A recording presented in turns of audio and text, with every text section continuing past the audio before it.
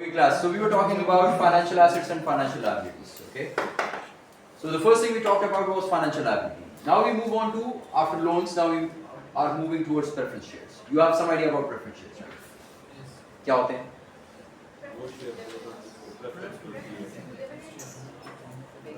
Preference In terms of dividend payment. in terms of dividend payment. और कुछ? बस ये idea? Yes, sir. This is the main point. This fixed dividend is the main point. ठीक है? This is what differs between equity and loan.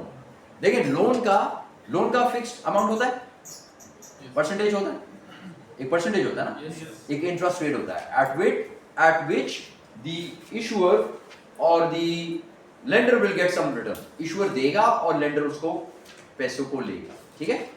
But if it's a equity instrument, so what will happen in the equity instrument? Would there be a fixed dividend?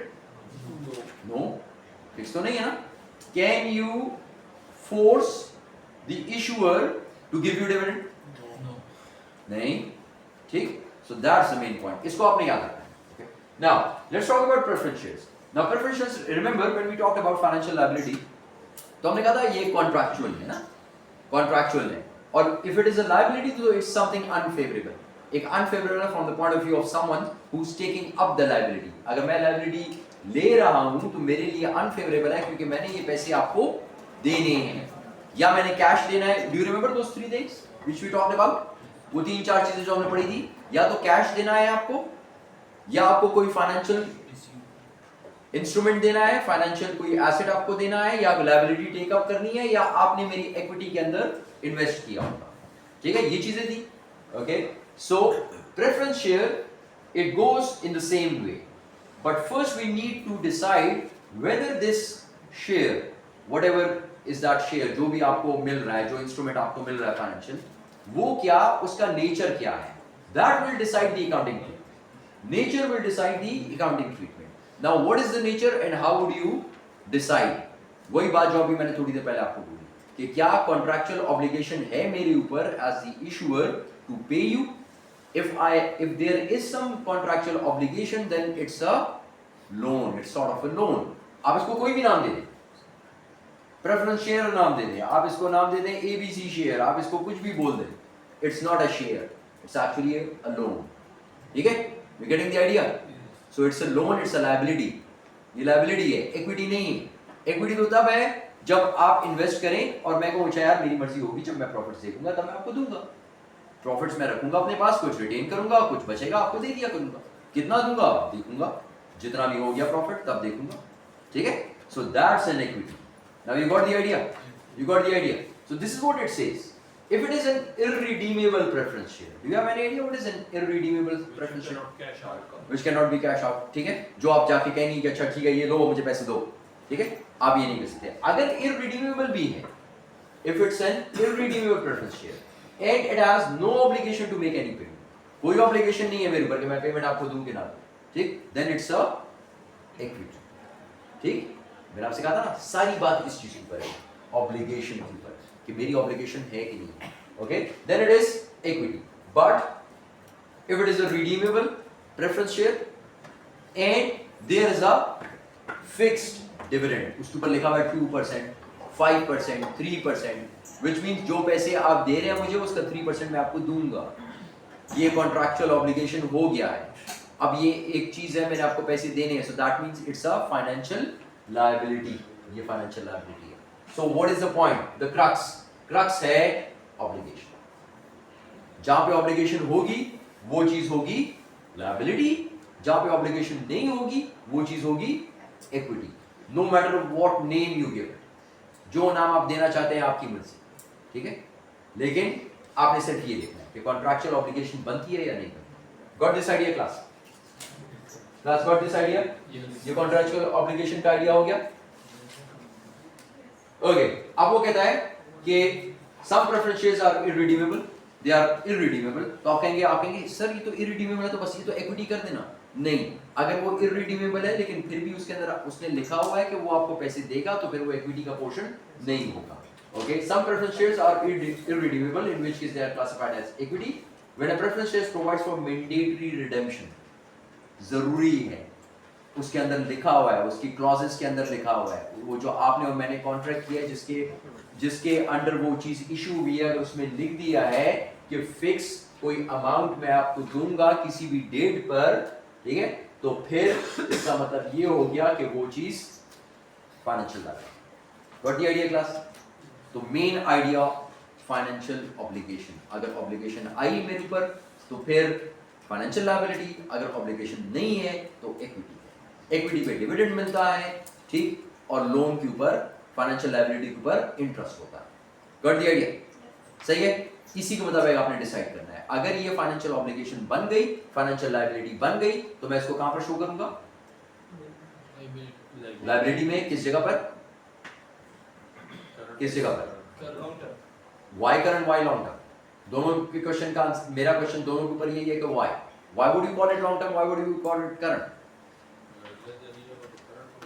अगर उसका time 3 years है, let's say 5 years, तो शुरू के 4 सालों में it will be long term, in the last year it will become current. ये बात पहले आपको समझा चुका हूं और हम कर भी चुके हैं। क्लियर है? ये बात भी क्लियर है? ये बात भी क्लियर है? ओके, आगे चलिए। Interest and dividend. So now this is the point of interest and dividend जो मैं आपको समझा चुका हूं, लेकिन फिर भी एक दफा इसको फिर देख लें। ठीक, इंटरेस्ट और डिविडेंड किस तरह डिसाइड करना है, वही बात दोबारा चले जाएं। Point number 1, financial obligation. तो वो फाइनेंशियल ऑब्लिगेशन की जो पॉइंट बताया, दैट इज द क्रक्स। बस अगर ऑब्लिगेशन है तो फिर ये है इंटरेस्ट, अगर ऑब्लिगेशन नहीं है तो ये है dividend. Got the idea? Got the idea? अगर डिविडेंड है तो कहां पर जाएगा? इक्विटी। अगर उसको आप डिविडेंड बोल देना, आप बोल दें it's a preference share and dividend at 2%, but it's a fixed dividend which I need to give you, there is a financial obligation. तो फाइनेंशियल ऑब्लिगेशन बन गई, तो ये क्या बन गया? Financial liability. कहां पे जाएगा फाइनेंशियल लायबिलिटी? P&L में। क्यों जाएगा? क्योंकि वो उसका नेचर क्या है ना? क्यों लायबिलिटी P&L में जाता है? एक्सपेंस। क्यों? कौन सा एक्सपेंस? Finance cost. ठीक है, why it's a finance cost? अभी थोड़ी देर पहले बताया, इंटरेस्ट, क्योंकि वो इंटरेस्ट है। वो आपको बोल रहा है कि ये डिविडेंड है 2% के ऊपर, लेकिन नहीं है वो डिविडेंड, उसका नाम उसने डिविडेंड दे दिया है। It's not actually dividend, it's actually interest. Why? Because it has created a financial obligation on me. I need to give it to you. ये मुझे देना ही देना है आपको, चाहे मैं आपको कम दे दूं, लेकिन मैंने आपको देना है। ठीक है, मैं कम कर दूंगा बाद में, मुझे आपको देना पड़ेगा। मैं उसको लायबिलिटी रिकॉर्ड करता रहूंगा, और keep on recording it as a liability. मैं उसको लायबिलिटी रिकॉर्ड करूंगा और आपको देना है, क्योंकि वो है, मेरी ऑब्लिगेशन है कि मैं आपको पे करूं। अब पे करता हूं नहीं करता, वो एक अलग स्टोरी होती है। ठीक है, वो हम लोगों ने लास्ट टाइम देख ली थी। अमोर्टाइज्ड कॉस्ट याद है? कॉन्सेप्ट याद है ना वाला? सेम कॉन्सेप्ट यहां पे दोबारा इस्तेमाल करेंगे। ठीक है, क्लियर हो गई? ये बात भी क्लियर होगी? क्लियर हो गई? ओके, तो फाइनेंस कॉस्ट बन जाएगा वो इंटरेस्ट, और वो चला जाएगा statement of profit and loss में। अगर वो डिविडेंड है, वाकई डिविडेंड है, क्योंकि फाइनेंशियल ऑब्लिगेशन क्रिएट नहीं होती मेरे ऊपर, तो फिर ठीक है, वो चला जाएगा इक्विटी के अंदर। ठीक है, एज डिविडेंड, जिस तरह डिविडेंड्स जाते हैं। Got the idea class? Okay, so main point याद रखिएगा कि फाइनेंशियल ऑब्लिगेशन क्रिएट होती है या नहीं होती। Okay, so now this is the question. It says on 1st April 2017, a company issued 40,000 $1 redeemable preference shares with a coupon rate of 8% at par. ये आपको क्या शो कर रहे हैं? क्या चीज? इंटरेस्ट है ना, क्योंकि उसके ऊपर आप लोग 8% आप दे रहे हैं। ठीक है, और शेयर की, उस शेयर की वैल्यू पर, शेयर की वैल्यू कितनी होती है? 40,000, $1. ये क्या है? 40,000 क्या है वो? Number of shares. और ये क्या है? $1 का अमाउंट है, एक शेयर। उसके ऊपर लिखा है $1 और साथ लिखा हुआ है 8%, और 40,000 नंबर्स हैं, यानी 40,000 मैंने इशू किए हैं। ओके, आगे चलें। They are redeemable at a large premium which gives them an effective finance cost of 12% per annum. ये कॉन्सेप्ट आपको दिया था लास्ट टाइम क्लास में। इफेक्टिव इंटरेस्ट, इफेक्टिव इंटरेस्ट आपको क्या कहता है? हमेशा इससे only for inflation, only for inflation. क्या चीज आपको बताई थी? कुछ और अदर पॉइंट्स क्या थे? आप लोगों ने इसका पिछले हफ्ते कुछ नहीं पढ़ा होगा। नोट्स नहीं है? कौन से नोट्स नहीं है? आपको सारी चीजें बताई थी कि आपके पास बहुत सारी चीजें हैं which would make it issue cost, discount on issue, annual interest payments, premium on redemption, ये सब चीजें होती हैं। तो ये सब बना के इफेक्टिव इंटरेस्ट को ज्यादा कर देता है, ठीक है। हालांकि उसके ऊपर लिखा हुआ था, अब ये जो हमने देखा, $1 का एक प्रेफरेंस शेयर था, उसके ऊपर कितना लिखा था 8%, लेकिन इफेक्टिव इंटरेस्ट उसका कितना बन रहा था, ये इफेक्टिव फाइनेंशियल कॉस्ट कितनी बन रही थी 12%। क्यों? क्योंकि ये सारी चीजें हैं, ठीक है। मैं इशू करता हूँ, मेरा खर्चा होता है, ठीक है। फिर मैं कभी कभी कहता हूँ यार जब वापस करोगे, खैर इस केस में तो नहीं, इसमें तो प्रीमियम उसने कहा हुआ है प्रीमियम है, लेकिन कभी जब आप लोग वापस करते हो मैं कहता हूँ यार एक की बजाय मैं आपको ₹1.5 दे दूंगा, या जब मैंने इशू किया मैंने आपको डिस्काउंट पे इशू कर दिया, ठीक है। बहुत सारी बातें हैं। तो ये सारी चीजें, this would amount to that effective interest. तो इफेक्टिव इंटरेस्ट इसलिए ज्यादा होता है, ठीक है। और इफेक्टिव इंटरेस्ट की वजह से हमारे पास एमोटाइज कॉस्ट याद है, हमने पिछली बार यहाँ पढ़ा था एमोटाइज कॉस्ट। क्या था वो फॉर्मूला क्या था, फॉर्मूला क्लास? ये वाला था। तो ये वाला आपको याद होना चाहिए, ठीक है। ये क्योंकि ये दोबारा इस्तेमाल होगा, ये इस पूरे चैप्टर में इस्तेमाल होगा, इसलिए ये आपको आना चाहिए। ये है initial value plus effective interest minus interest paid, ये इसकी एमोटाइज कॉस्ट देगा। फिर हमने, अगर आपको याद हो, टेबल बनाया था हमने, इस एमोटाइज कॉस्ट को उठाकर फिर यहाँ पे ओपनिंग लिखते थे, याद है? वो याद है टेबल? एग्जैक्टली वही सेम चीज यहाँ पर बनानी है, क्योंकि देखिए नाम उसका प्रेफरेंस शेयर है, लेकिन otherwise it's the same as debt. वो डेट की तरह ही काम करता है, नाम उसके साथ शेयर लिखा हुआ है, लेकिन वो शेयर इक्विटी नहीं है। शेयर इक्विटी तब बनेगा जब फाइनेंशियल ऑब्लिगेशन नहीं आएगी मेरे ऊपर एज एन इशूअर। अगर मेरे ऊपर फाइनेंशियल ऑब्लिगेशन आती है कि मैंने आपको हर साल 8% देना है, फिक्स अमाउंट देना है, एक डेट के ऊपर देना है, तो बस फिर ये समझ जाएंगे फाइनेंशियल लायबिलिटी है, इट्स नॉट एन इक्विटी। समझ जाएंगे फाइनेंशियल लायबिलिटी है, इक्विटी नहीं होती है, ठीक है। इक्विटी वो होती है जिसमें मेरी मर्जी है, मैं प्रॉफिट करूंगा तो मैं आपको पैसे दूंगा, डिविडेंड दूंगा, कितना दूंगा? जितना प्रॉफिट करूंगा, मेरी मर्जी। 10% कर दिया, ठीक है, प्रॉफिट ज्यादा किया 10% दिया करूंगा, दे दूंगा किसी एक साल कम प्रॉफिट होगा 1% दूंगा, किसी एक साल नहीं है प्रॉफिट या है प्रॉफिट रिटेन कर रहा हूं, ठीक है, कोई चीज खरीदनी है रिटेन कर लेता हूं, सब कुछ नहीं देता, बस ठीक है। फाइनेंशियल ऑब्लिगेशन नहीं है मेरे पर, आप लोग मेरे पीछे नहीं आ सकते कहने कि मुझे डिविडेंड दो, ठीक है। So that is equity. Got the idea? 4 5 6 बार ये बात बता चुका हूं, इसको दिमाग में रखिएगा। ये आपको पता होगा तो देन दिस इज इजी। अगर ये आपको नहीं पता तो आप सारा टाइम यही सोचते रहेंगे कि ये ऑब्लिगेशन है, फाइनेंशियल ऑब्लिगेशन, ये फाइनेंशियल लायबिलिटी है या इक्विटी है। Okay, so now this is the data. How would these redeemable preference shares appear in the financial statements for the years ending 31st March 2018 and 2019? हमने start कब किया? 17 को, 1 अप्रैल 17 को। आपने कितने शेयर्स इशू किए? 40,000। ₹1 का एक शेयर, 40,000 शेयर इशू किए। कूपन रेट कितना था? 8% था, लेकिन इफेक्टिव फाइनेंशियल कॉस्ट या इफेक्टिव इंटरेस्ट कितना है? 12%, ठीक। यानी मेरे ऊपर कॉस्ट 12% की है, आपको मैं दे दूंगा शुरू में 8%, लेकिन आखिर में जब आपको पैसे दूंगा तो वो 12% के बराबर हो जाएगा, ठीक। स्टार्ट करें, सबसे पहले क्या करते हैं? वो कह रहा है फाइनेंशियल स्टेटमेंट्स में कैसे प्रेजेंट होगा, फाइनेंशियल स्टेटमेंट में कहां में प्रेजेंट होगा, ये है क्या चीज? पहले तो डिसाइड करें, what is it? Financial liability है। फाइनेंशियल लायबिलिटी के कौन कौन से एस्पेक्ट्स होते हैं? इंटरेस्ट यानी उसकी फाइनेंशियल कॉस्ट, तो वो तो चला गया statement of profit and loss. वो principal actually is liability which you need to pay, ठीक है, व्हिच यू नीड टू पे। और ये कितने इयर्स का है? कुछ लिखा हुआ है? पर एनम कुछ लिखा हुआ है यहाँ पे कि कितने इयर्स का है? नहीं लिखा। ओके, अच्छा, इसका मतलब ये हुआ कि अगर ये लायबिलिटी है और वो 2 साल आपको बता रहा है, तो अगर 2 साल तक तो चल ही रहा है, तो इसका मतलब it's a what sort of liability is this? Long term. Long मतलब करंट तो नहीं है, करंट होता तो वो कह देता कि बस 1 साल के अंदर खत्म हो जाएगी, ठीक, लेकिन वो कुछ नहीं बता रहा, so let's say it is 2 years, लेकिन मतलब 2 इयर्स से तो ज्यादा ही है ऑब्वियसली। तो एक इसका मतलब ये हुआ कि इसका एक पोर्शन जाएगा लायबिलिटी के अंदर, स्टेटमेंट ऑफ फाइनेंशियल पोजीशन। तो इसका मतलब प्रॉफिट एंड लॉस में भी एक एलिमेंट जाएगा, एक एलिमेंट जाएगा फाइनेंशियल पोजीशन में। फाइनेंशियल पोजीशन में it will be long term, ठीक है, करंट लायबिलिटी नहीं, लॉन्ग टर्म लायबिलिटी होगी, ये बात क्लियर हो। अमाउंट्स कितने होंगे? एक 40,000 और एक 3200 8%। अमाउंट्स कितने होंगे आपको मैंने बताया हुआ था पिछली बार, मैंने सारी कैलकुलेशन करके दी है आप लोगों ने, उसके आपने उसके ऊपर असाइनमेंट भी कर दी। It's the same thing, the only difference being that the name is redeemable preference share.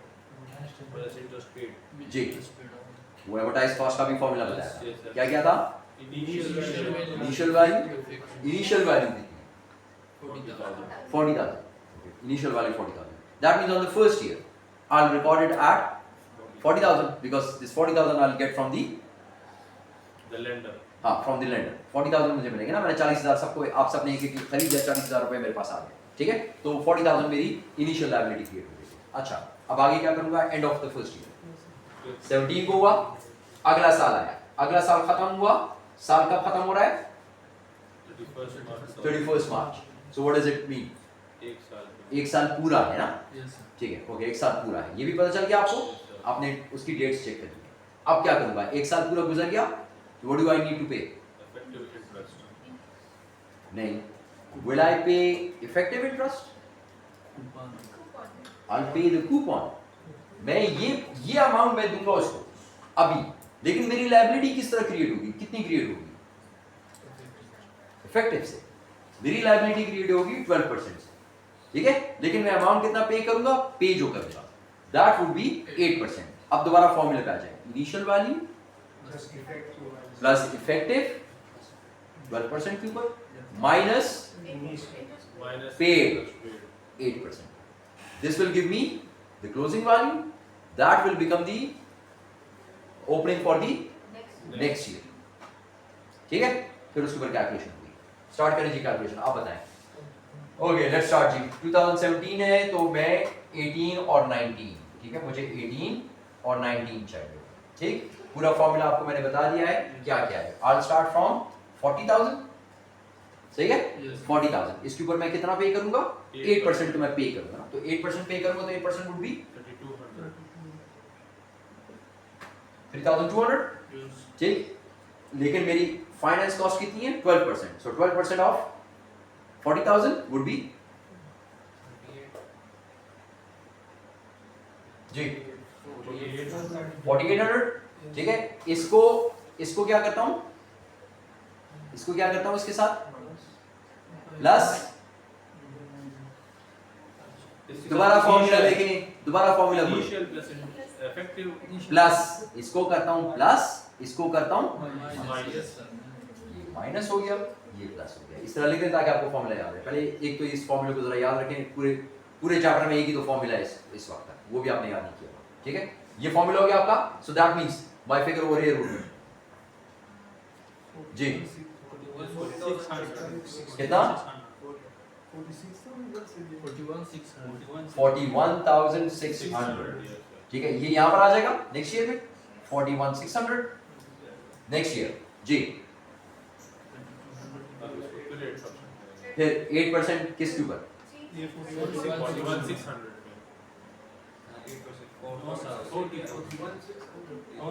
8% के साथ क्या लिखा हुआ है? ये बड़ा बड़ा क्या लिखा हुआ है? पार कितना है? ये वाला, तो ये कितना होगा? सेम 32, ठीक? ये कितना हो जाएगा? एग्जैक्टली, ये चेंज हो जाएगा जी बाबा,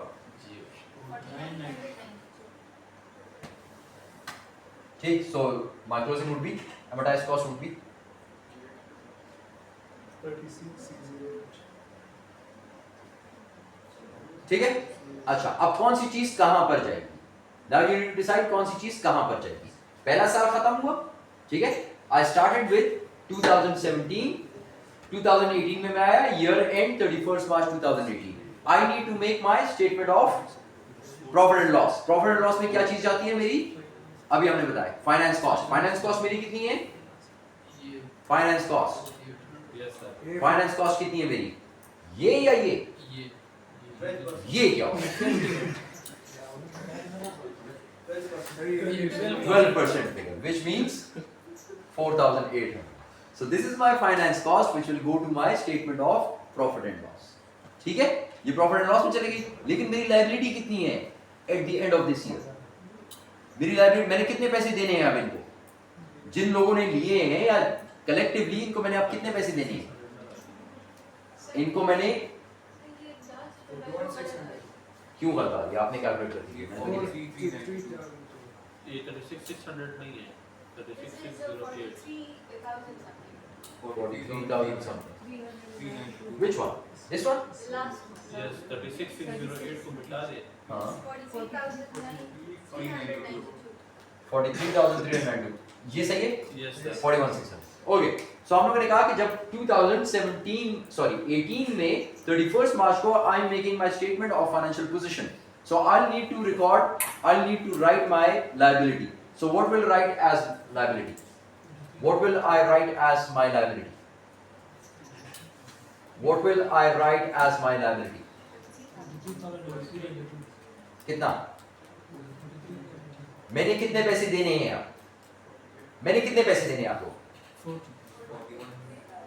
देखें, दोबारा गौर से सुनें. आप लोग कंफ्यूज हो रहे हैं. It's a very simple point. हम ये लास्ट वीक कर चुके हैं. आपको पता नहीं क्यों नहीं याद आ रहा.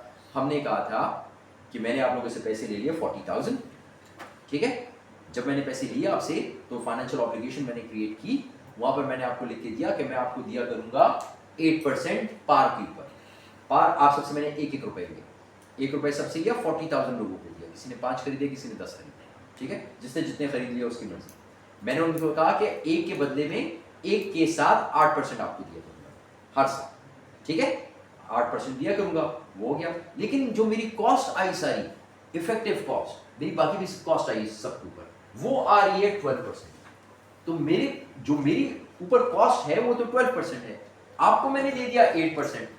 ठीक है, 8% तो बीच में से निकाल दें, इसके माइनस करते हैं इसको. लेकिन कॉस्ट मेरी सारी थी 12%, तो मैंने तो देने आपको इतने थे, लेकिन मैंने इतने दे दिए. तो अगर ये जो मैंने कम दिए ये मेरी लायबिलिटी में ऐड हो गया. मेरी लायबिलिटी थी 40,000 शुरू में, अब कितनी हो गई? क्योंकि 600 यहाँ पे फर्क आ रहा होगा, सॉरी 1600 यहाँ पे फर्क आ रहा होगा, इसलिए वो बीच में ऐड हो गया. तो अब मेरी लायबिलिटी कितनी है? 41,600. So what will I write in my statement of financial position? कि my liability is how much? 41,600. ये मेरी liability. Next year आया. अब मैंने आपको पैसे इतने दिए, लेकिन मेरी जो फाइनेंस कॉस्ट बन रहा है वो कितना बन रहा है? 41,600 का 12%, which means 4,992.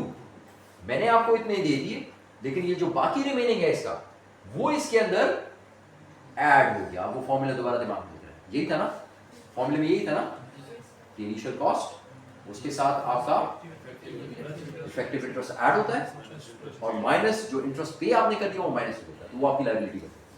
ये मेरी लायबिलिटी है एट दिस ईयर. ठीक है, फाइनेंस कॉस्ट सेकंड ईयर में कितनी है मेरी? ये मैंने पे की, लेकिन फाइनेंस कॉस्ट मेरी इतनी थी, मैंने पे इतनी की, तो ये बाकी इस लायबिलिटी में ऐड हो गई. जब लास्ट ईयर आएगा, so that liability would become my current liability because I need to pay off the whole in this year. तो लास्ट ईयर में हर साल तो मैं इसको लॉन्ग टर्म में लिखता जाऊंगा, लॉन्ग टर्म लायबिलिटी.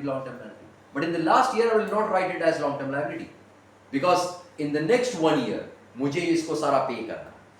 ठीक है, तो जब सारा पे करना है तो अब मैं इस फिगर को करंट में डालूंगा. अपने आखिरी ईयर मैं इसको करंट में डालूंगा, which means कि अगर ये खत्म हो रहा है लेट्स से 2020 में, ठीक है, तो 2019 वाली जो स्टेटमेंट ऑफ फाइनेंशियल पोजीशन मैं बना रहा हूं, उसमें मैं ये कहूंगा कि अगले साल में ये खत्म हो जाएगा सारा. सो that means only 1 year is left, which means this liability becomes my current liability. Got the idea, class? Yes. Done? Yes. आगे जाओ. लायबिलिटी ज्यादा क्यों हो रही है? एक दफा फिर मैंने ये बात बताई थी, अब फिर आपको बता रहा हूं. ये लास्ट टाइम भी क्लास में समझाया था कि अमोर्टाइजेशन टेबल में हमेशा लायबिलिटी कम हो रही होती है. यहां पर क्यों ज्यादा हो रही है? Common sense. आपकी हर साल फाइनेंस कॉस्ट कितनी है? चेंज हो रही है ना. पहले ईयर में 4,800 है, लेकिन आपने उसमें से कितनी पे कर दी? 3,200. कितने रिमेनिंग हो गया? 1,600 अब तक आपने पे नहीं किया, तो आपकी लायबिलिटी 40,000 से ज्यादा होनी चाहिए या कम होनी चाहिए? ज्यादा. किसे पे करना होगा? ये मेरी कॉस्ट है, फाइनेंशियल कॉस्ट है, जो मेरी सारी जो कॉस्ट है, वो कॉस्ट कौन कौन सी थी? वो कॉस्ट थी मेरी वो बाकी चीजें, याद है वो 4 चीजें जो मैंने दी. मेरे सर हर ईयर होगा। हाँ हर ईयर इसी तरह है। ये देखें इस साल कॉस्ट इतनी है, मैंने पे इतनी की, ये तो मैंने पे कर दी। ये जो है मेरी लायबिलिटी, मैं अपनी लायबिलिटी देखना चाह रहा हूँ कि मेरी लायबिलिटी कितनी है। ठीक है, मेरी लायबिलिटी हुआ है जो मैंने आपको पे करनी है, प्लस उसके अलावा और भी सारी चीजें जो मैंने पे करनी है। ठीक है, तो मेरी लायबिलिटी इतनी ही है क्योंकि मेरे पास इफेक्टिव इंटरेस्ट ज्यादा है then my interest which I am paying you coupon rate से। That's why it keeps on increasing every year. In the last year I will pay all. ठीक है, मैं ये सारी पे ऑफ कर दूंगा, खत्म। Got the idea? Got the idea class? Let's move on. Classification as liability और इक्विटी। फिर दोबारा उसी बात पर जाते हैं, वही पॉइंट जो मैंने आपको पहले समझाया था, ये सारा वही सेम पॉइंट है, व्हिच मींस फाइनेंशियल ऑब्लिगेशन। सिर्फ ऑब्लिगेशन को देखना है। वो यही बात कह रहा है, substance over form. The substance over form याद है? ये प्रिंसिपल याद है? क्यों? क्या आपने क्यों नहीं पढ़ा? फॉर्म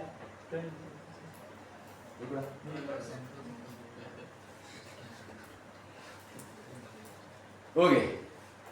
वो कह रहा है कि एक प्रिंसिपल होता है कि आपका, जिसके मुताबिक आपको ये सब कुछ उस प्रिंसिपल की बेस पे। बात वही है जो मैंने आपको थोड़ी देर पहले की थी कि आपने नाम नहीं देखना, आपने काम देखना उसका, तो उसका काम क्या है, क्या वो इक्विटी है या क्या वो एक आम लोन की तरह एक्ट कर रहा है। ठीक है, अब देखें उसका नाम तो आपने लिख के दिया हुआ था इंस्ट्रूमेंट के ऊपर, preference share. It's not a share, it's a sort of a loan. ठीक है, why? Because it has created a liability, an obligation on me to pay you 8% every year. I need to pay you 8% every year. It's not equity. Why? Because in equity, it actually depends on my profits, how much I would pay you, and I would decide that. ठीक है, I would decide that in my AGM. एक proposed dividend होगा, उसके ऊपर हम लोग बैठ के मीटिंग कर रहे होंगे एक साल में एक बार, और हम डिसाइड करेंगे अच्छा यार हमने प्रॉफिट्स किए हैं, क्या करें, दे दें। प्रपोज किया हुआ है 3% पे, कितना दें? वो कहेगा नहीं यार 5 कर दो, वो कहेगा यार 6 कर दो, प्रॉफिट तो बहुत ज्यादा, हम चलो यार 4 पे दे दो बस सबको। ठीक है, so this is what we decide, this is how dividends would be decided. अगर ज्यादा डिविडेंड्स है मेरे पास, मैं प्रॉफिट ज्यादा करूं, हो सकता है मैं आपको इंटरिम भी दे दिया करूं। 6 महीने गुजरेंगे, मैं देखूंगा यार बहुत प्रॉफिट किया है इस बार, तो मैं कहूंगा ठीक है दे दो इनको, 2% इनको अभी दे दो, बाकी फिर डिसाइड कर लेंगे ईयर एंड पे कि और कितना देना है, तो ठीक है वो तो मैं आपको दे दूंगा। So that is equity. This is not equity where you tell me कि यार नाम तो इसका शेयर है लेकिन आपने ऊपर लिख दिया है कि 8% आपने हर साल देना है, तो ये तो आप मेरे ऊपर फाइनेंशियल ऑब्लिगेशन डाल रहे हैं। तो आप इसके कॉन्ट्रैक्ट पे ना जाए कि कॉन्ट्रैक्ट के अंदर क्या लिखा हुआ है, आप ये देखें कि उसका असल क्या है, सब्सटेंस ओवर फॉर्म, यानी उसका लीगल फॉर्म ना देखें। The substance of a financial instrument may differ from its legal form. Legal form ये है कि लिखा हुआ है कि इट्स अ प्रेफरेंस शेयर, लेकिन इसके अंदर पढ़े ये है क्या, ये असल में लायबिलिटी है। लायबिलिटी है, ये वो वाली लायबिलिटी है, ये इक्विटी नहीं है, ये लायबिलिटी है, तो इसको लायबिलिटी ट्रीट करेंगे आप। Some financial instruments take the legal form of equity, but in substance are liabilities. उनके अंदर उनकी जो ट्रू नेचर है वो लायबिलिटी की है। तो गैप ने ये प्रिंसिपल निकाला सब्सटेंस ओवर फॉर्म। उन्होंने कहा कि सब्सटेंस को देखना है, फॉर्म को नहीं देखना, ऊपर नहीं देखना नाम क्या है, अंदर देखे काम क्या है। ठीक है, तो बस इसके ऊपर इसने इतना बड़ा पैराग्राफ लिख दिया, इसको बैठ के पढ़ो, तो आप इसको बैठ के पढ़ लेंगे। मैंने आपको समझा दिया कि इसका मतलब क्या है, वही मतलब है जो थोड़ी देर पहले आपको। ठीक है, सही है, ठीक। बात वही आ रही है, कॉन्ट्रैक्चुअल ऑब्लिगेशन, क्या आपके ऊपर एक ऑब्लिगेशन है कि नहीं। ठीक, जाए क्लास आगे। सर ये इक्विटी में हम फिर प्रेफरेंस शेयर और कॉमन शेयर्स के वैल्यू क्यों लिखते हैं अगर वो हमारे लिए फाइनेंशियल लायबिलिटी है? हाँ, तो why do we write it as an equity? हम इक्विटी में क्या लिखते हैं, इसकी वैल्यू लिखते हैं कि प्रेफरेंस शेयर्स की इतनी वैल्यू हो गई, हाँ हमने इशू की है, हाँ। और कॉमन शेयर्स इतने हो गए, हाँ, तो हमारे लिए तो ये फाइनेंशियल लायबिलिटी है। हमारे लिए फाइनेंशियल लायबिलिटी है। इसको जरा बंद करें।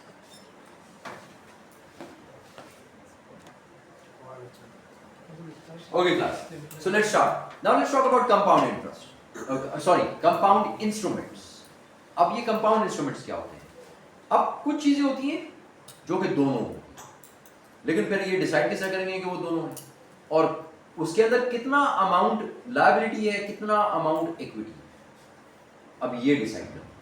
ठीक है, कितना अमाउंट किसी इंस्ट्रूमेंट के अंदर लायबिलिटी है, कितना अमाउंट इक्विटी है, और ये कौन डिसाइड करेगा? तो कंपाउंड इंस्ट्रूमेंट क्या है? It's a financial instrument which has characteristics of both, which means equity and liability both. Now how it is actually called as a convertible loan. ठीक है, अब convertible loan क्या चीज होती है? convertible loan में ये चीजें होती है। अब ये क्या क्या चीज है? it is repayable at the lender's option, repayable at the lender's option। ठीक है, आप लेंडर हैं, आप मुझे पैसे दे रहे हैं, आप मुझे कह रहे हैं कि मेरा ऑप्शन है कि मैं इसको शेयर्स के अंदर कन्वर्ट कर दूं। मैं आपको वो ऑप्शन दे रहा हूँ ना कॉन्ट्रैक्ट के अंदर। जब मेरा कॉन्ट्रैक्ट आपके साथ हुआ तो उसमें मैंने लिख के दिया कि it can be converted into shares. Okay, number of shares, कितने शेयर्स में कन्वर्ट हो ये पहले से मैं बता दूंगा, इस कॉन्ट्रैक्ट के अंदर लिख के दे दूंगा नंबर ऑफ शेयर्स कितना है होगा। अब अगर मैं आपको ये ऑप्शन दे दूं कि यार आपको ये ऑप्शन है कि आप इसको कन्वर्ट कर सकते हैं इक्विटी के अंदर, तो फिर मैं कहूँगा यार मैं इतना आपको ऑप्शन दे रहा हूँ, तो आप ऐसा करें ना कि मार्केट का जो इंटरेस्ट रेट है या इस तरह के जो बाकी लोन्स होते हैं जिनमें ये ऑप्शन नहीं होता उसमें ये मिलता है 10% में, तो मैंने आपको ऑप्शन दे दिया, तो ऐसा करें मुझसे 8%। तो इसका मतलब ये है कि मैं आपको rate below the market rate, ठीक है। The lender will accept a rate of interest below the market rate for non-convertible. Non-convertible में अगर 10% है तो convertible के अंदर वो ऑटोमेटिकली 10 से कम हो जाए, ठीक। लेकिन फिर वही बात आ गई, अब डिसाइड कैसे करें यार इसमें कौन सी चीज कितनी होगी। आपको मैंने क्या फायदा दिया? कन्वर्टेबल का फायदा दिया। मुझे क्या फायदा हो गया? 2% का फायदा हो गया, ठीक। तो लेकिन अब मसला हो गया अकाउंटिंग में, अब अकाउंटिंग इसकी कैसे करें? तो फिर these convertible instruments are accounted for using split account. अब स्प्लिट अकाउंटिंग कैसी है? स्प्लिट अकाउंटिंग ये है कि आधे आधा आधा, लेकिन आधा आधा नहीं होता, इसकी प्रॉपर वर्किंग है formula. So both equity and liability components, इसके अंदर दोनों चीजें आएंगी। किस तरह आएंगी अभी देखते हैं किस तरह आएंगी।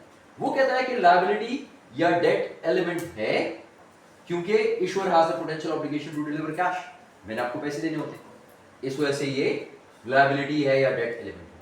लेकिन ये इक्विटी भी है क्योंकि आप मेरी इक्विटी में हिस्सा भी ले सकते हैं, ठीक है, आपके पास ऑप्शन है। तो ये दोनों चीजें हैं, ये दोनों चीजें हैं, इसको हम लोग बोलते हैं कि लायबिलिटी भी है इक्विटी भी है। तो फिर इसको कैसे रिकॉर्ड करें? फिर वो कह रहा है इसको रिकॉर्ड करने के लिए वही तरीका जो हम लोग इससे पहले करते थे, एक इनिशियल रिकग्निशन, एक सब्सिक्वेंट मेजर। शुरू में हम लोग एक चीज पे डिसाइड कर लेंगे, उसके बाद हर साल एक फॉर्मूला इस्तेमाल करेंगे, ठीक है। और वो फॉर्मूला अगर आप देखें तो almost the same as previous one. Amortised cost का फॉर्मूला याद है क्या था? Initial plus effective minus paid.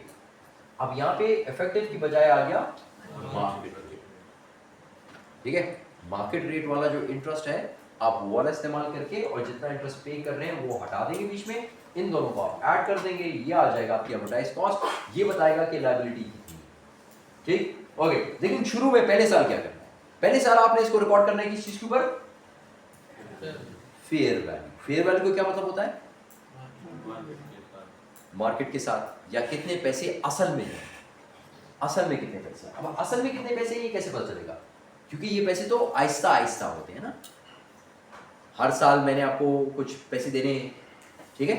तो जो हर साल मैंने आपको पैसे देने वो तो एक साल बाद होगा, फिर एक साल बाद होगा, फिर एक साल बाद होगा। तो मैं क्या करूंगा, उन सब का ले लूंगा present value. So the fair value is the present value of the future cash flows, जितना भी आ रहा है, चाहे इंटरेस्ट है, चाहे कैपिटल है, चाहे जो भी, उन सबको डिस्काउंट करूंगा। लेकिन किस फैक्टर के साथ? डिस्काउंटेड यूजिंग दी, मैं वो फैक्टर, डिस्काउंट फैक्टर क्या लूंगा, डिस्काउंट रेट क्या लूंगा? डिस्काउंट रेट मैं वो लूंगा जो कि मार्केट के अंदर है इन चीजों का, उसी तरह के इंस्ट्रूमेंट का, लेकिन जो कन्वर्टेबल नहीं, जो कन्वर्टेबल नहीं है।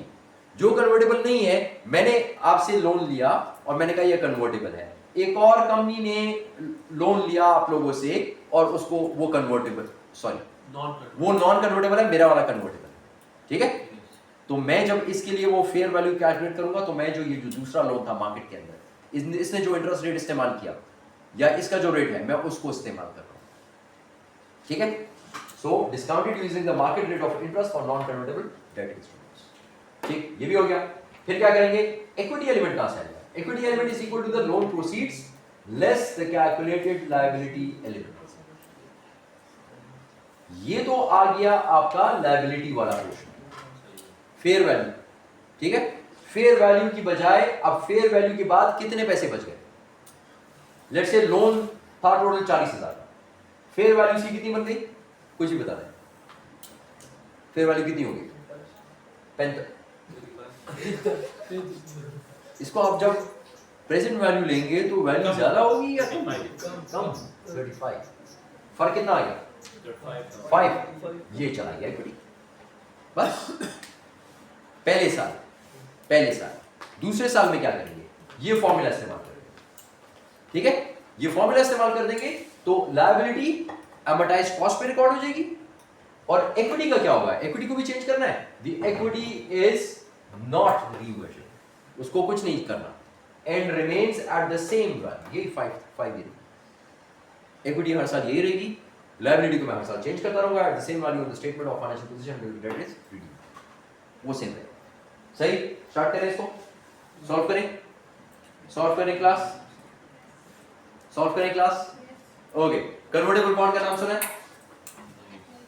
Convertible bond which can be converted to shares, आसान चीज, मैं आपको मैं एक बॉन्ड इशू कर रहा हूं लेकिन आपसे कहता हूं इसको शेयर में कन्वर्ट कर सकते हैं, इस वजह से can be converted to shares, बस आपके पास एक तरीका है कि आप इसको शेयर्स में कर सकते हैं कन्वर्ट। मेरे लिए फायदा क्या हो गया, आपके लिए फायदा क्या है कि आपको शेयर मिल जाएगा, शेयर किस में मिलेगा, prospect of acquiring cheap shares in an entity, क्यों, क्योंकि मैंने आपसे वो एक रेट भी तो कम करवा रहा था ना आपसे, ठीक है। तो फिर मैं क्या करता हूं, मैं आपको कह देता हूं यार इसको हम कन्वर्ट करेंगे, इस रेट पे कन्वर्ट कर लेंगे, ठीक है। रेट हम पहले से डिसाइड कर लेते हैं कि मैं किस रेट पे आपको ये शेयर्स दूंगा, वो पहले से डिसाइड करता हूं, और वो काफी जनरस है, मतलब वो थोड़ा कम होगा, मैं आपको सस्ते में दे रहा हूँ, अपनी कंपनी के शेयर आपको थोड़े सस्ते में दे रहा हूँ, तो आपका ये फायदा होगा, ठीक। क्या होगा फिर, even if the bond holder wants cash rather than shares the deal में स्टिल बी गुड। क्या होगा, जब मैच्योरिटी होगी तो आपके पास कन्वर्जन को अगर आपने एक्सेप्ट कर लिया तो आपको शेयर्स मिल जाएंगे सस्ते में, ठीक है, आपका फायदा हो गया। अगर आप नहीं लेना चाहे, नहीं कन्वर्ट करना चाहे तो वो भी आपका फायदा, ठीक, आपकी मर्जी है। आप एक और काम भी कर सकते हैं ना यार, आप सस्ते में शेयर्स लेके मार्केट में महंगे बेच दें, मार्केट रेट तो उसका ज्यादा होगा ना, तो आपका फायदा उधर से भी आ गया। उसका मतलब ये है कि it's using your greed for money, क्या आपको इन्वेस्टमेंट में पैसे चाहिए, रिटर्न चाहिए, आपके रिटर्न को ज्यादा मैं इस तरह करता हूं कि आपको शेयर सस्ता दे देता हूं, ठीक है, आप उसको फिर मार्केट में बेच के ज्यादा पैसे कमा लो, तो आपका जो रिटर्न है, रेट ऑफ रिटर्न वो ज्यादा हो जाएगा ना, आपका ये फायदा।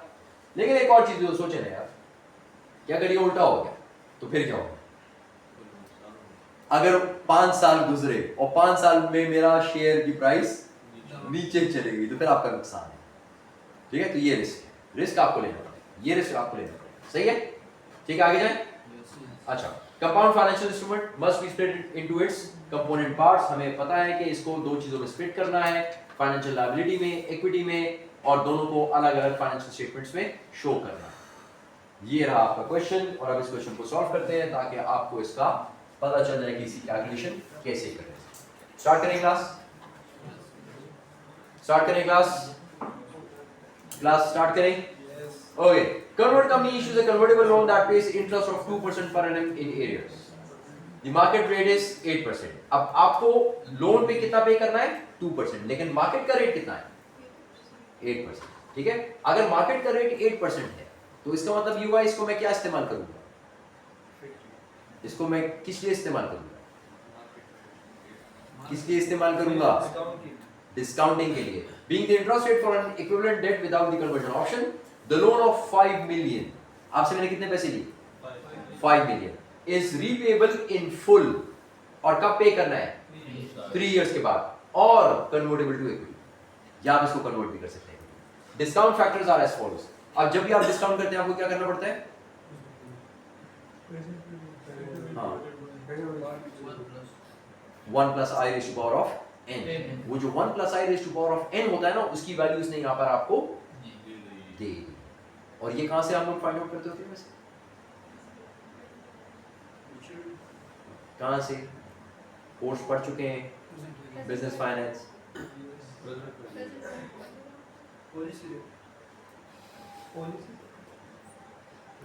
टेबल्स पढ़े थे, देखे थे?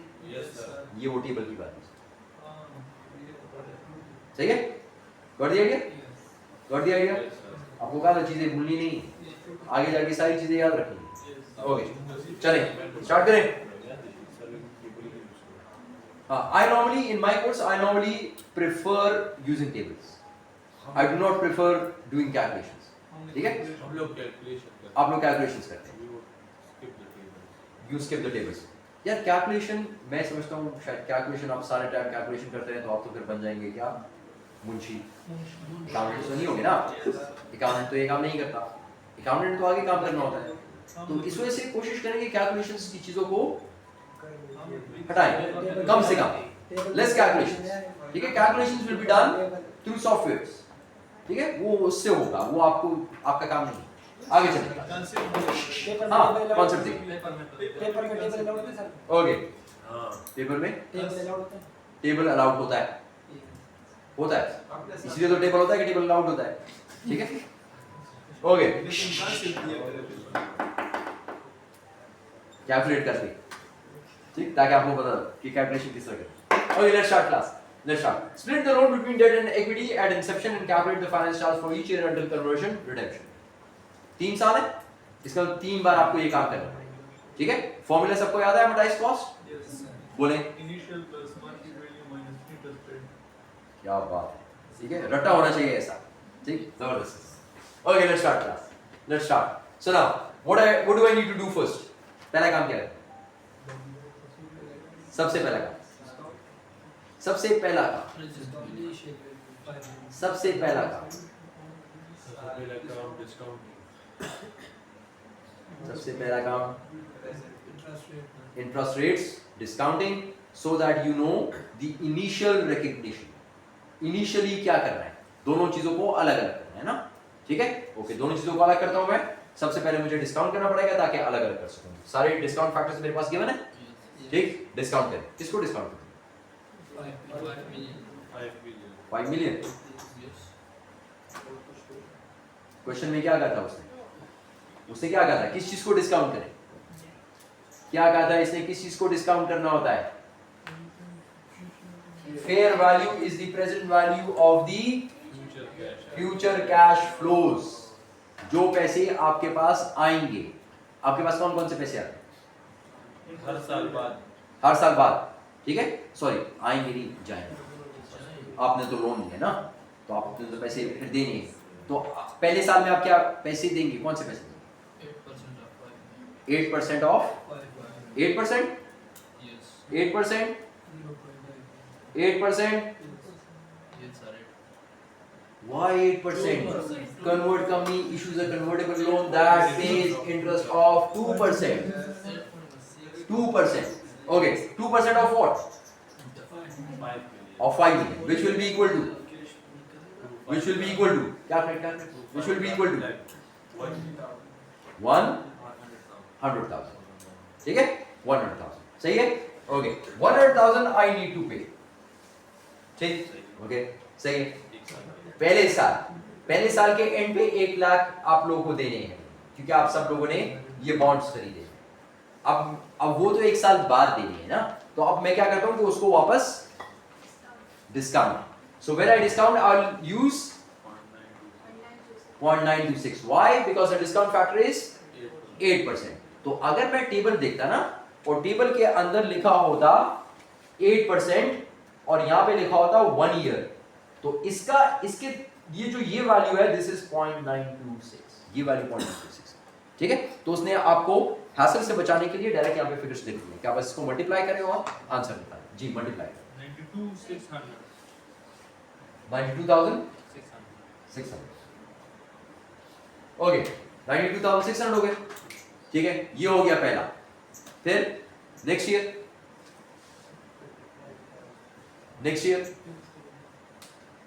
Class, what will happen next year? Next year के फिर हम वापस पे करेंगे नेक्स्ट ईयर पे हम फिर पे करेंगे, मैं आप सबको फिर पे करूंगा, कितना पे करूंगा?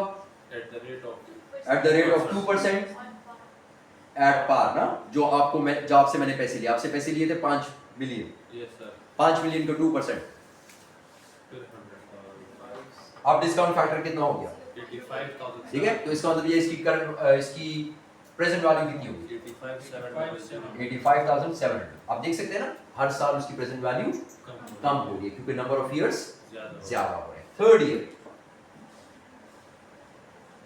कितने पैसे दूंगा? 79,400 नहीं कितने पैसे दूंगा? 100,000। 300,000 देखें क्लास, ये लोन कितने टाइम का था? तो एंड ऑफ थर्ड ईयर मैंने आपको 1 लाख भी देना है और आपको आपके 5 मिलियन भी देने हैं, तो मेरी ऑब्लिगेशन तो ज्यादा है ना, 100,000 तो नहीं हो गए, 5 million 100,000, it's 5 million 100,000, so 5 million 100,000 का 0.794 would be equal to 4049 4 million 4,49,400 4,49,400, sorry 4, यही आ रहा है क्लास, वैल्यू चेक कर लो, yes sir ठीक है। फिर हमने क्या कहा था, इन सबका टोटल कितना आएगा?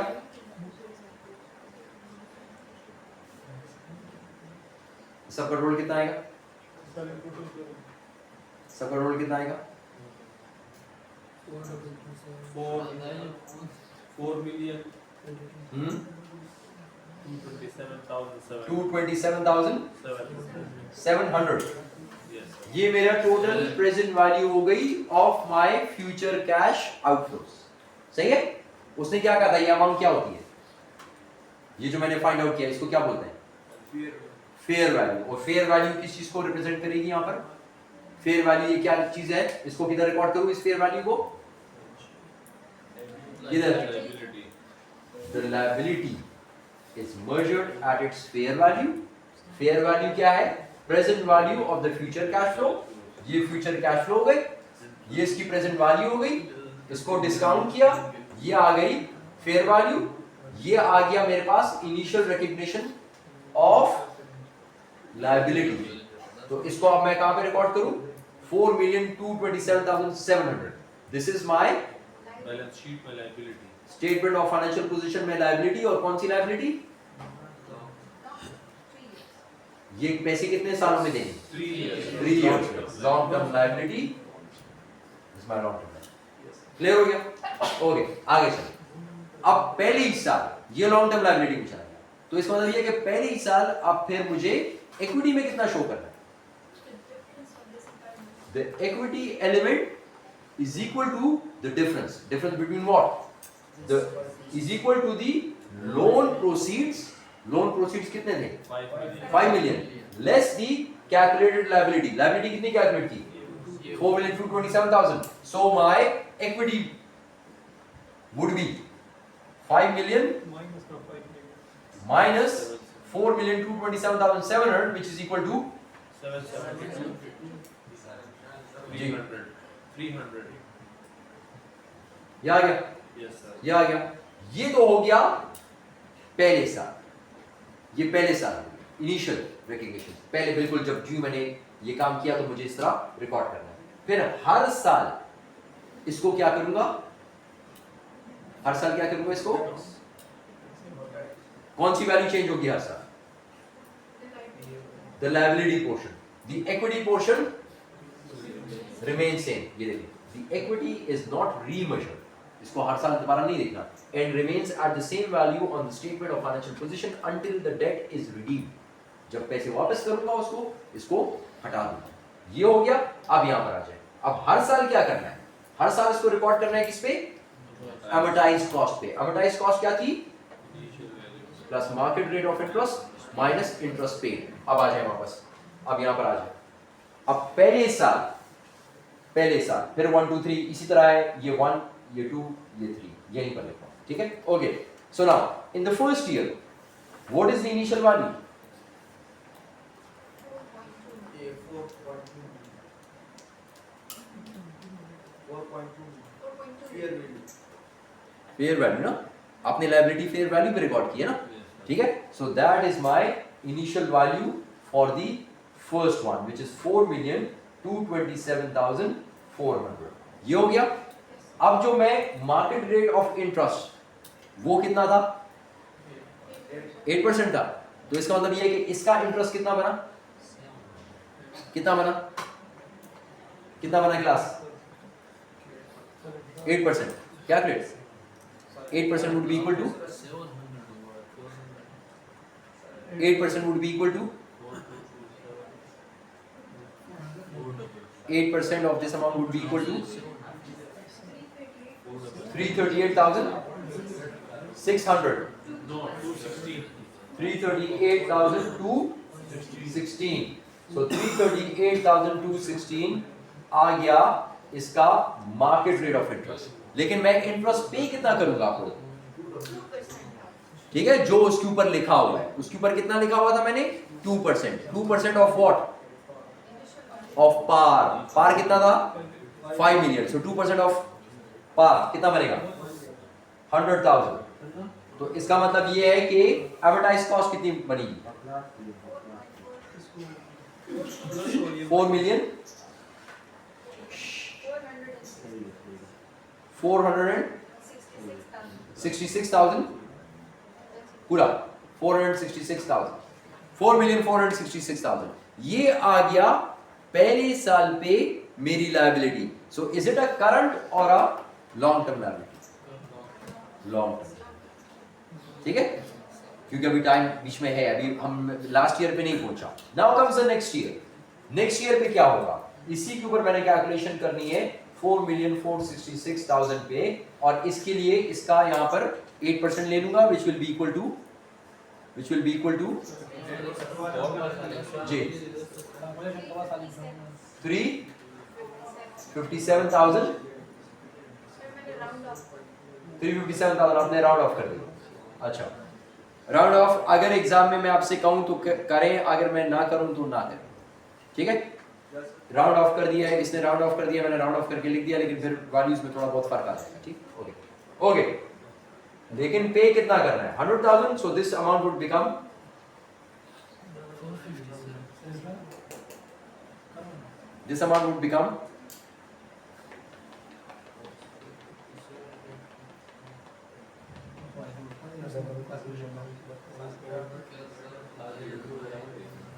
जी class, this would become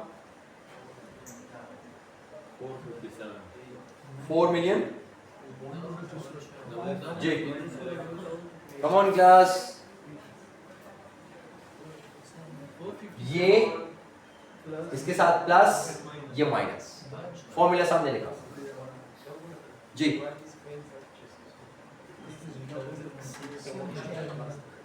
come on class, Minus 100,000. 4,723,000. Okay 4,723,000। अब ये मेरी करंट लायबिलिटी है या long term?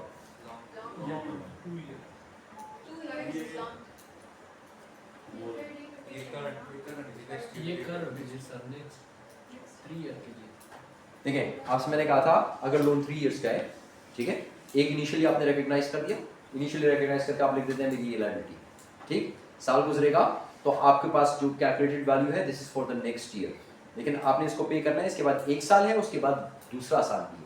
So that means it is still your long term, but when you come to the last year, उससे एक साल जो पहले वाला है, उसमें अब आपने ये पे करना है अगले साल के एंड पे सारा। तो इसका मतलब ये है कि इसको पे करने के लिए आपके पास टाइम है 1 year, not more than 1 year. So that becomes your current liability, ठीक है, आपकी करंट लायबिलिटी बन जाएगी। और फिर आपने कितना पे करना होगा वही आप यहाँ पे फाइंड आउट कर लें। It's 4,723,000, this figure is 8%, this would be the same as 100,000, और यहाँ पे ये वैल्यू आ जाएगी, कितनी आएगी जरा बता दें मुझे जल्दी से। 377. दिस इज 377,040 840, और फिर इसको यूं कर दें तो ये कितना आ जाएगा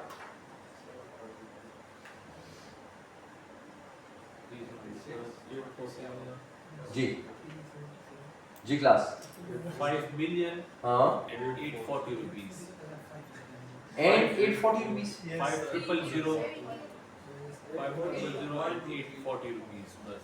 अच्छा बस ये आप लोगों ने राउंडिंग की वजह से आप लोग यहाँ पे फिगर्स थोड़े से चेंज हो गए हैं Yes. अदरवाइज ये फिगर्स बिल्कुल एग्जैक्ट आनी चाहिए थे आपके पास आप लोगों ने एक जगह पे राउंडिंग कर दी फिर बाकी राउंडिंग नहीं की अगर आप लोग राउंडिंग ना करते तो ये फिर एग्जैक्टली यहाँ पर आ रहा होता 5 million. million.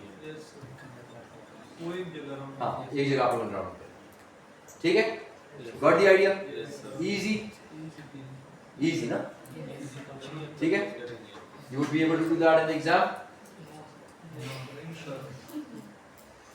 इंशाल्लाह करना है okay let's do a question ठीक है इसी तरह का एक क्वेश्चन अभी Yes, sir. एग्जैक्टली यही है सिर्फ फिगर चेंज है तो इस वजह से आप लोग खुद कीजिए ठीक an entity issues 2% convertible bonds at their nominal value of 36000 nominal value 36000 है interest is payable annually in arrears the bonds are convertible at any time up to maturity into 40 ordinary shares for each 100 of bond alternatively the bonds will be redeemed at par after 3 years so once again you've got 3 years similar non convertible bonds would carry an interest rate of 9.1% that means this is the market rate of similar bond but which is non convertible ये non convertible का है so that means you will be using it for your discounting purposes ये discounting के लिए इस्तेमाल होगा the present value of $1 payable at the end of year based on rates of 2% and 9.1% are as follows ये इसने आपको दे दिया पहले से इसका मतलब ये है कि आपको 1 plus I raised to power of n की कैलकुलेशन नहीं करनी उसने ऑलरेडी आपको डिस्काउंट फैक्टर्स दे दिए कंपाउंड फैक्टर्स डिस्काउंट फैक्टर्स उसने आपको दे दिए अब आपने इसको इस्तेमाल करना है इस जगह ठीक है वही सेम सिनेरियो है 3 साल है इस बार अमाउंट 36000 है 2% है और 9.1% है ठीक है इनिशियल वैल्यू कैसे रिकॉर्ड करेंगे इनिशियल रखेंगे Fair value. फेयर वैल्यू के लिए आपको क्या करना पड़ेगा Present value. डिस्काउंटिंग ठीक है ओके डिस्काउंटिंग करें किस किस की डिस्काउंटिंग करें किस अमाउंट की डिस्काउंटिंग करें 36 कैश फ्लो कौन सा होगा 36,000 into 2%. 36000 का 2% which is equal to 36000 का 2% which is equal to 720. 720 यहाँ पर हटा के 720 लिखा ठीक है पहले 100,000 था ना Yes. अब कितना हो गया अब 720 हो गया 720 पहले साल 720 दूसरे साल थर्ड ईयर में कितना देंगे 720 plus the principal. Plus the principal is how much 36,000. तो सो इट विल बी 36,720 ये भी हो गया ये आपको फाइंड आउट करें चलिए क्लास फाइंड आउट करें क्लास Discounting होगी ना. डिस्काउंटिंग करेंगे और किस रेट पे करेंगे जो फैक्टर गिवन है.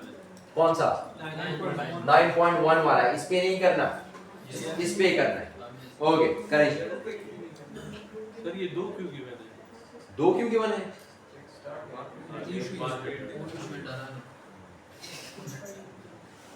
क्या हुआ ये तो इसलिए दिए हैं डराने के लिए.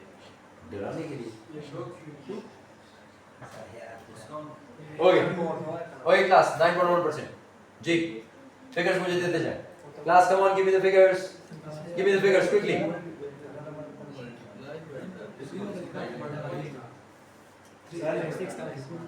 जी द फर्स्ट फिगर जी आओ का 720 बची थी दा ओके. 33,782. द टोटल इज 33,782 ये आ गया इसका प्रेजेंट वैल्यू ठीक है यस सर. ये प्रेजेंट वैल्यू आ गया प्रेजेंट वैल्यू जो है इसका मतलब ये आपकी फेयर वैल्यू आ गई ये फेयर वैल्यू है इसका मतलब ये लॉन्ग टर्म लायबिलिटी है अब अगर आपने you need to find out the equity portion तो इक्विटी पोर्शन के लिए आपने क्या करना है कि जो आपका टोटल प्रोसीड्स थी which was 1490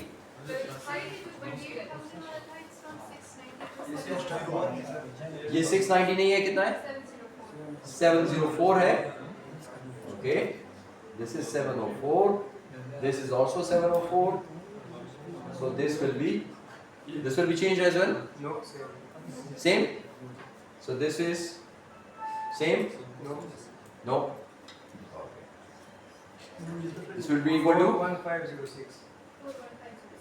41,506. Yeah, Okay. What amounts will be shown as the financial liability and equity when the convertible bonds are issued? When they are issued, okay? So this is your financial liability and this is your equity. ये भी हो गया. What amounts will be shown in the statement of profit or loss and statement of financial position for years 1 to 3? So for every year, this will remain same. This will keep on changing. Yeah, Vidraj. So for the first year end, it will be 36,136. सही है? Next year 38,704. Next year 41,506. लेकिन ये है क्या? ये liability है. कौन सी liability है? Non current. नॉन करंट और फिर आखिर में करंट. ठीक है? This is what you will be doing in your statement of financial position and statement of profit and loss. ठीक, financial position and profit and loss. ठीक. Now same question again. अब ये तो खुद कर लेने हैं. खुद कर लेंगे.